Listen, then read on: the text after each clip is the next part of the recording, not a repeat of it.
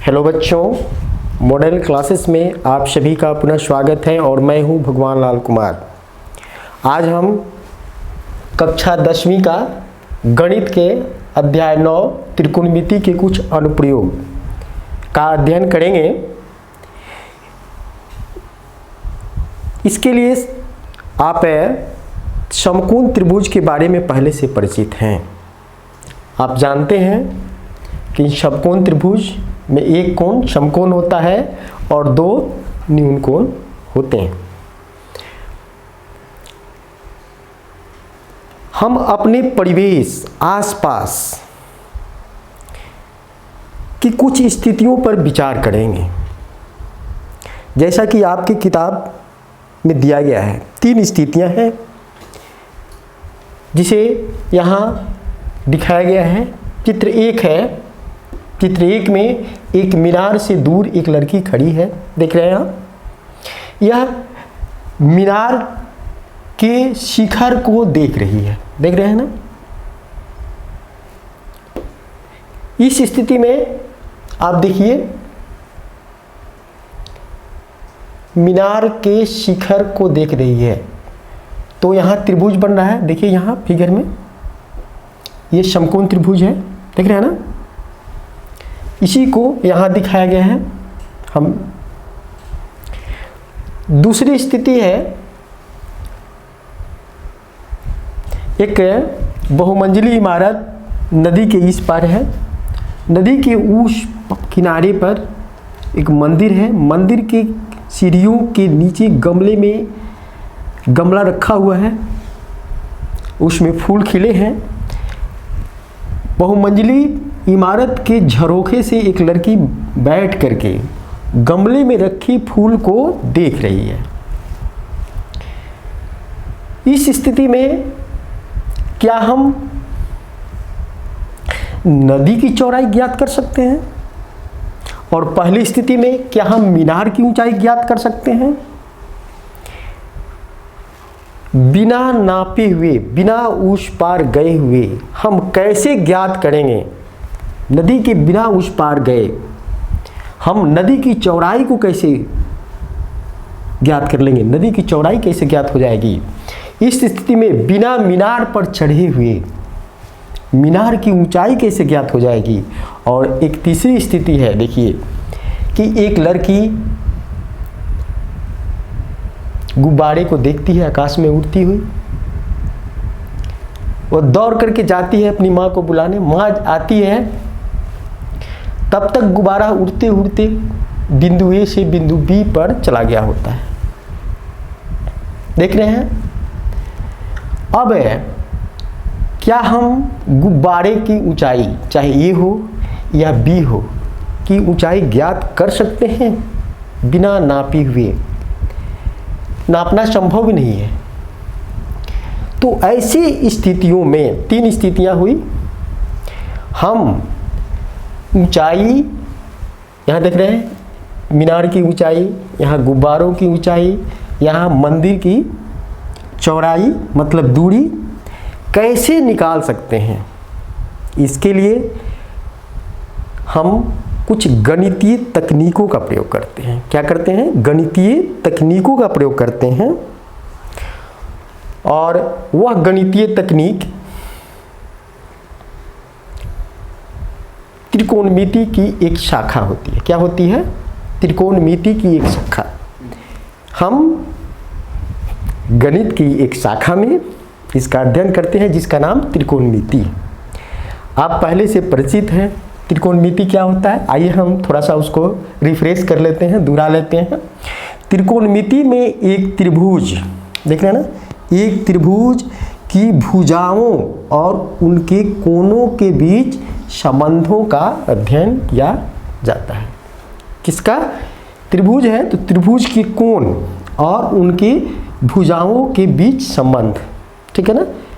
क्या रिलेशन है कोण के बीच और उनकी भुजाओं के बीच, इनका अध्ययन हम त्रिकोणमिति में करते हैं। अब त्रिकोणमिति का प्रयोग प्राचीन काल से होता आया है पूरे विश्व स्तर पर। मिस्र में, बेबीलोन में, अपने यहाँ इसका उपयोग खगोलविद करते हैं। खगोलविद जानते हैं, वे लोग, वे वैज्ञानिक जो तारों और दूरियों, पृथ्वी, ग्रहों, नक्षत्रों का अध्ययन करते हैं, खगोलविद कहलाते हैं, आप जानते हैं। तो खगोलविद तारों और सूर्य, चांद या ग्रहों की बीच की दूरी या पृथ्वी से उनकी दूरी कैसे निकाल लेते हैं, कल्पना कीजिए, बड़ा रुचिकर है। इसके लिए वे इन्हीं गणितीय तकनीकों का प्रयोग करते हैं और तब बिना नापे हुए ये दूरियां ज्ञात कर ली जाती है। आज हम इसी का अध्ययन करेंगे। इस चैप्टर का नाम ऊंचाइयां और दूरियां क्या है? ऊंचाइयां और दूरियां, हाइट एंड डिस्टेंस कैसे निकालेंगे, त्रिकोणमिति तकनीकों का प्रयोग करते हुए अध्ययन करेंगे। ठीक है, इसके लिए हमें कुछ तकनीकी बिंदुओं का जानकारी जरूरी है। वे तकनीकी बिंदु कौन कौन है?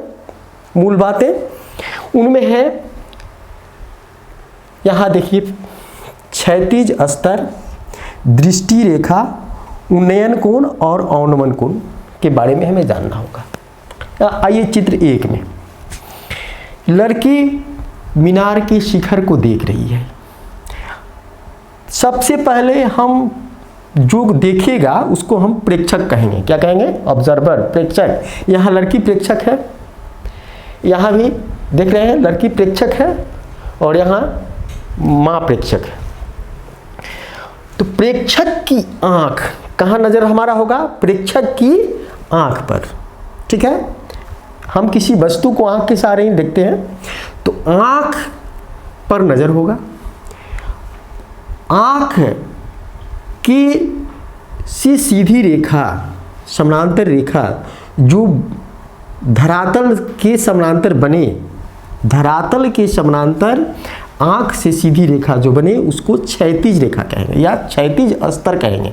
क्या कहेंगे? यहाँ देखिए, ये क्षैतिज रेखा है या इसको क्षैतिज स्तर कहेंगे। इसको यहाँ दिखाया गया है क्षैतिज रेखा, देख रहे हैं ना, यहाँ ये लड़की है, लड़की की ऊंचाई है, तो आंख से सीधा देख रहे हैं ना, जो धरती के भूमि के समानांतर रेखा है, इसको क्षैतिज रेखा या क्षैतिज स्तर कहेंगे। क्या कहेंगे? क्षैतिज रेखा या क्षैतिज स्तर।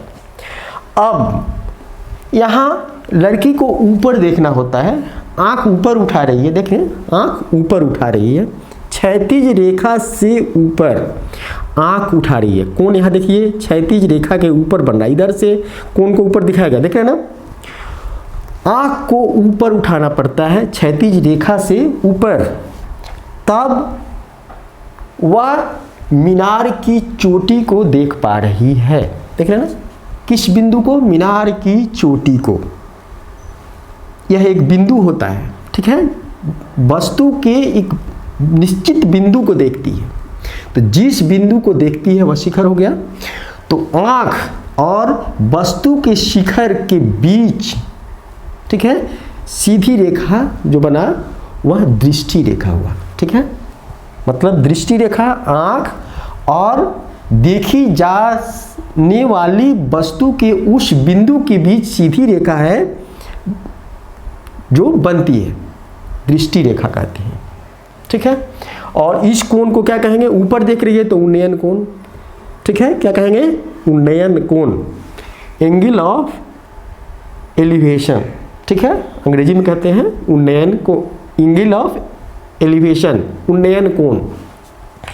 ध्यान दीजिए, ऊपर क्षैतिज रेखा से जब ऊपर देखा जा रहा हो तो उसको तब बनेगा उन्नयन कोण। देख रहे हैं यहाँ उन्नयन कोण बन रहा है, इसको यहाँ फिगर में दिखाया गया है। हम हर एक स्थिति में समकोण त्रिभुज पर ही विचार करेंगे। क्या करेंगे?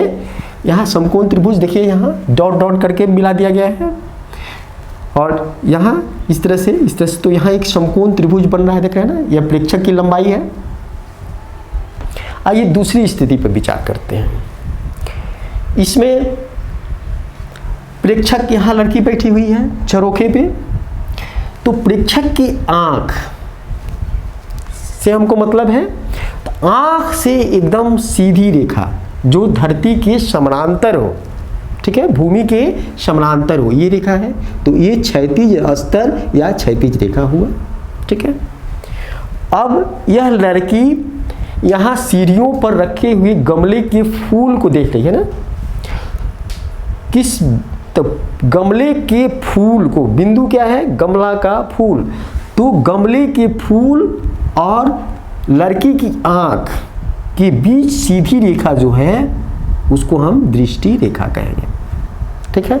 आप यहाँ ध्यान दीजिए, पहले स्थिति में जब मीनार को देख रही थी लड़की, तो ऊपर की तरफ देख रही थी, क्षैतिज रेखा से किधर देख रही थी, ऊपर की तरफ। आप यहाँ ध्यान दीजिए, अब लड़की क्षैतिज रेखा से किधर देख रही है, नीचे की ओर, अर्थात लड़की को क्षैतिज रेखा से नीचे गर्दन झुकानी पड़ रही है ना, देख रहे हैं।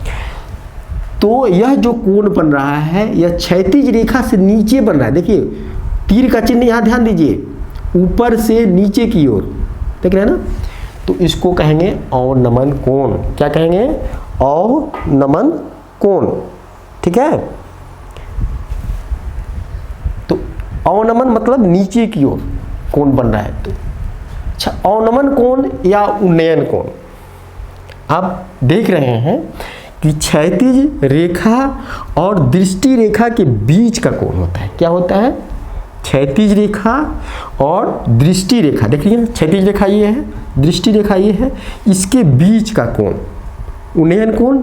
जब ऊपर देख रही है, जब नीचे देख रही है, तो क्षैतिज रेखा और दृष्टि रेखा के बीच का कोण ऊपर से नीचे अवनमन कोण हुआ, ठीक है।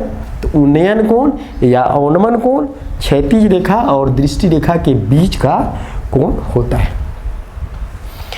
तो हम इन चारों मूल बातों से परिचित हो चुके हैं, क्षैतिज स्तर, दृष्टि रेखा, उन्नयन कोण और अवनमन कोण। अब आप ध्यान दीजिए, हमें हमेशा समकोण त्रिभुज लेना है, यह कोण समकोण है, बाकी दो न्यून कोण हैं, देख रहे हैं, बाकी दो न्यून कोण हैं, इसमें से किसी एक कोण को लेना है। क्या करना है, हमें किसी एक कोण को लेना है, और तब हम गणितीय तकनीक त्रिकोणमिति का प्रयोग करेंगे, और त्रिकोणमिति में त्रिकोणमितीय अनुपात का प्रयोग करेंगे। किसका प्रयोग करेंगे, त्रिकोणमितीय अनुपातों का प्रयोग करेंगे, और इसके लिए हमें तीन बातों की जरूरत होगी।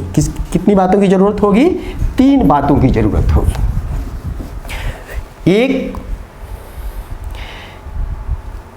कोई न्यून कोण, कोई एक न्यून कोण, क्या चाहिए हमें, कोई एक न्यून कोण चाहिए, या तो ये या ये, ठीक है ना, कोई एक न्यून कोण चाहिए। और त्रिभुज का कोई एक भुजा, ठीक है, इस दो भुजा, तीन भुजाएं हैं त्रिभुज में, तो कर्ण को छोड़कर, ये कर्ण होता है, जानते हैं आप, पहले से पूर्व परिचित हैं, कर्ण को छोड़कर, या कर्ण भी हो सकता है, ठीक है, कर्ण भी हो सकता है, तीनों भुजाओं में से कोई एक भुजा क्या होनी चाहिए, कोई एक भुजा, कोई एक भुजा हमें ज्ञात होनी चाहिए, और किसी एक को निकालना होगा, हमें क्या करना होगा, और तीसरी होगी कि हमें क्या निकालना है, दूसरी भुजा, दो अन्य भुजाओं में से कोई एक भुजा हमें निकालना होगा। वह ऊंचाई हो सकता है, दूरी हो सकता है, देख रहे हैं ना, या ये दूरी हो सकता है, देख रहे हैं फिगर में, देखिए ये ऊंचाई हो सकता है, ये दूरी हो सकता है, या ये दूरी हो सकता है, ये सभी त्रिभुज की भुजाएं हैं, ठीक है। तो इन तीनों का प्रयोग करते हुए हम ऊंचाई और दूरी ज्ञात करेंगे। थैंक्स। इसके पहले हम बतला रहे थे कि त्रिकोणमितीय अनुपातों का प्रयोग करेंगे, और प्रयोग करके इसमें से जो अज्ञात राशि होगी समकोण त्रिभुज में से जो अज्ञात राशि होगी, हमें दो दिया गया रहेगा, दो चीज़ें। पहली थीटा दिया गया रहेगा, मतलब न्यून कोण दिया गया रहेगा। समकोण त्रिभुज लेना है हमेशा। जो भी प्रश्न हमें दिए जाए उसका एक निरूपण कर लेना है, सरल आरेख, और वह सरल आरेख हमेशा समकोण त्रिभुज के रूप में होगा। तो समकोण त्रिभुज, ये मान लीजिए समकोण त्रिभुज है, ठीक है। समकोण यह कोण हो गया, एक न्यून कोण होगा, ठीक है। वह न्यून कोण और कोई एक भुजा दी गई रही, दी हुई होगी कोई एक भुजा, तीन भुजाओं में से कोई एक भुजा मैंने चर्चा की थी अभी, और इसके सहारे हम अज्ञात राशि को निकालेंगे, मतलब जिस चीज़ को निकालना है उसको निकालेंगे। उसके लिए त्रिकोणमितीय अनुपातों का प्रयोग करेंगे। आपको त्रिकोणमितीय अनुपातों के बारे में जानकारी है, मैं मानता हूँ। यदि नहीं है तो हम इसको अलग से पढ़ेंगे। आइए हम त्रिकोणमितीय अनुपातों पर एक नज़र डाल लेते हैं। त्रिकोणमितीय अनुपात हमें पढ़ना है 6 त्रिकोणमितीय अनुपातों के बारे में।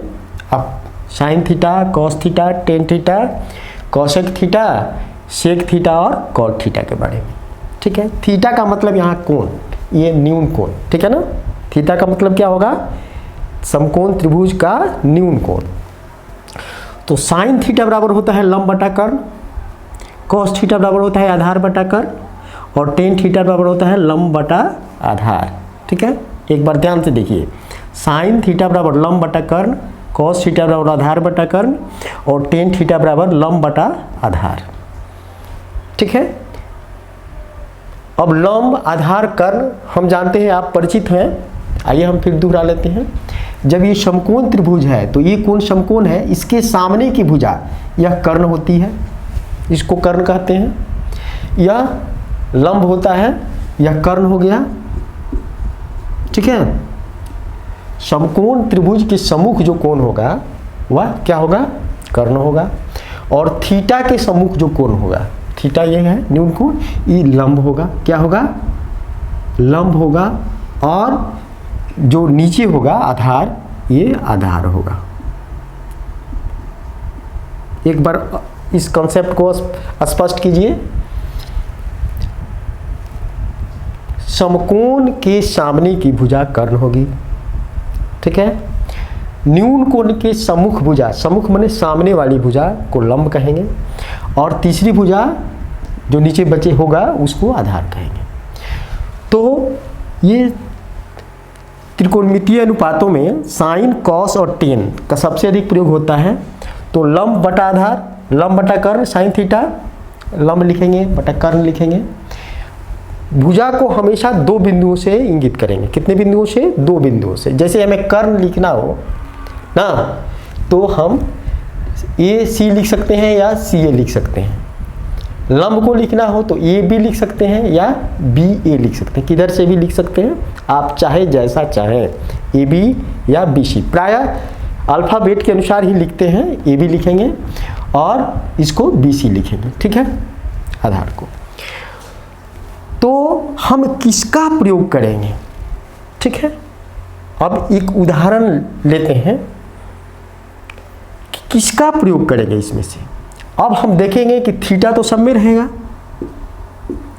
अब लंब और कर्ण, इसमें कौन दिया गया है, लंब और कर्ण दिया गया है, आधार निकालना हो तो कौन थीटा का प्रयोग करेंगे। आप देखिए तो लंब और कर्ण के बीच कौन त्रिकोणमितीय अनुपात संबंध बता रहे हैं। यहाँ दो है, साइन थीटा लंब बटा कर्ण, और कॉसेक थीटा भी बता रहा है। कॉसेक थीटा ठीक साइन थीटा का उल्टा है।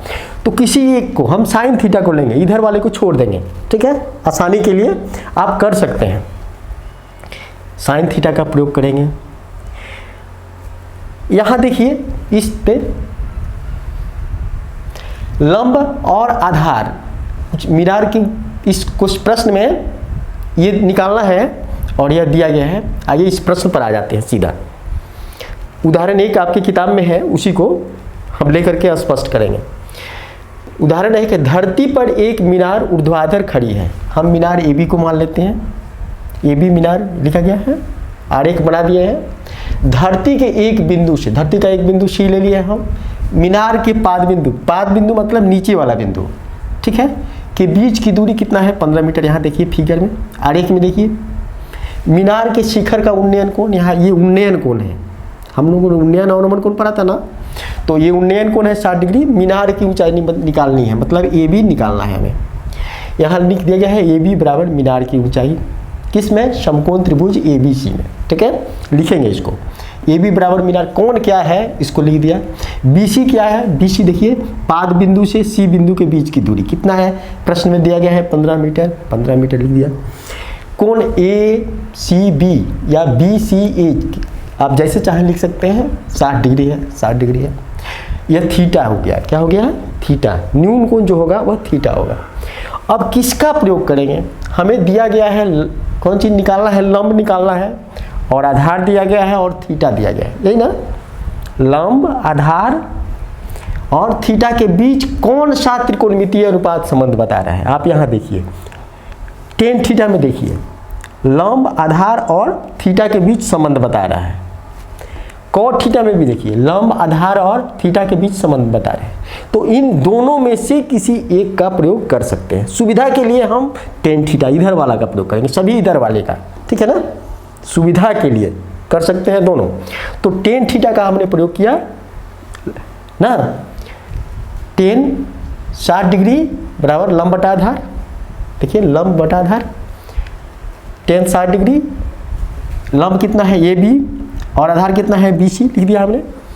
अब टेन 60 डिग्री का वैल्यू सारणी से हम देखेंगे, आपकी किताब में पृष्ठ 204 पे यहाँ सारणी दी गई है, देख रहे हैं ना। इसको हम कॉपी पर लिख लिख करके याद कर लेंगे, जब तक याद नहीं होता है देख देख कर लिखेंगे। तो टेन 60 डिग्री का मान देखिए इसमें कितना है, टेन 60 डिग्री का मान कितना है, √3 है, देखिए यहाँ √3 है, तो हमने यहाँ √3 लिख दिया, हो गया। ए बी लिख दिया, ए बी का ए बी, बट्टा का बट्टा, बी सी का मान 15 मीटर है तो 15 लिख दिया। अब इससे हमें परिकलन कर लेना है, कैलकुलेट कर लेना है ए बी का मान, तो बटा 1 कर दिया यहाँ हमने और बाई सी एम कर दिया, तो ए बी × 1 ए बी हो गया, और 15 गुने 3, 15 गुने 3 15√3 हो गया, 15√3, ठीक है। तो ए बी निकल गया हमें 15√3। तो अतः मीनार ये भी है ना, मीनार की ऊंचाई 15√3 मीटर हो गया, यह हमें ज्ञात हो गया। यहाँ हम 15 के 15 और √3 का वैल्यू 1.73 रख करके गुना करके भी निकाल सकते हैं यदि प्रश्न में पूछा जाए, ठीक है। थैंक्स।